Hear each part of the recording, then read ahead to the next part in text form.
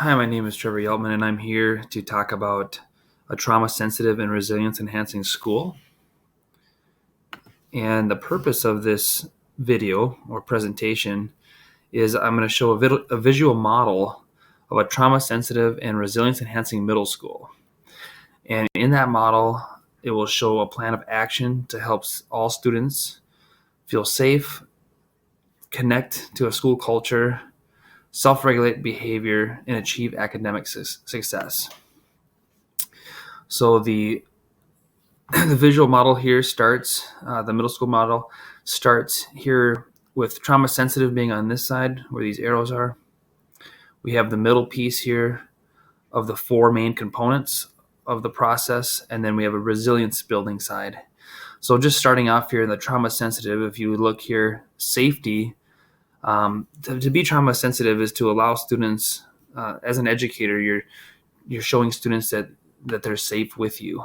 And so if you look here, the physical environment is an equal but often negative variable within the spectrum of trauma-informed care. So you're talking about the layout, symbols, artifacts, regulation spaces.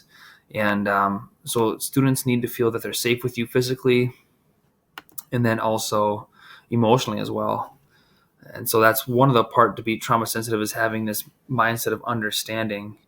We need to make sure students feel safe. They're able to make mistakes and they feel safe in your environment.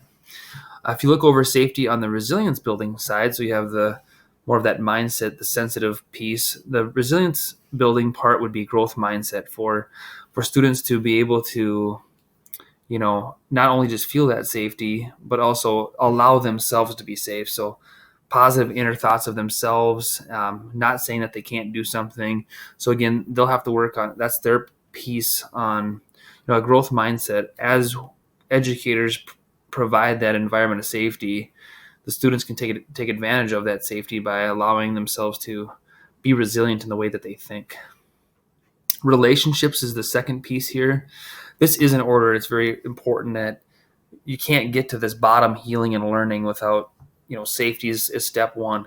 Once safety is intact or, a good thing, we then move to relationship building, which is our second component. This side, on the trauma sensitive side, it's that unconditional positive regard. And so warm, caring, supportive teacher relationships, as well as other child-adult relationships, are linked to greater school performance, engagement for greater emotional skills, social competence, and willingness to take on challenges. So again, trusting one another, building relationships on trust, understanding that they're loved no matter what, understanding the student. So just taking the time to understand who your students are and take interest in them and understanding that kids do well if they can. These kinds of ideas and things that are going to build not just safety but relationship as well. And so for the resilience building piece, having that adult that you can trust and be vulnerable with is a huge component of building resilient or having resilience in your life. So that's that side over there. So we have safety, we have relationships, and then that third piece before healing and learning can take place is regulating. And it's the job of an educator to make sure that you give students skills. Educators must be aware of and regularly implement a broad range of self-regulation skill building strategies. So movement, audio, breathing activities, self-care. So there's different things that we as educators can teach students on how to regulate and be aware of their emotions. And so again, that would allow them to get ready for that next step for learning.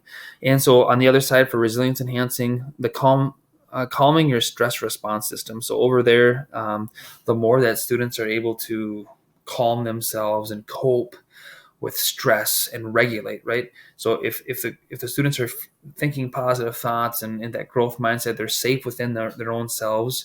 They have this caring relationship. They're learning how to regulate their stress and all that emotion. They're able to do well regulating that. They are now able to finally learn at the best possible environment.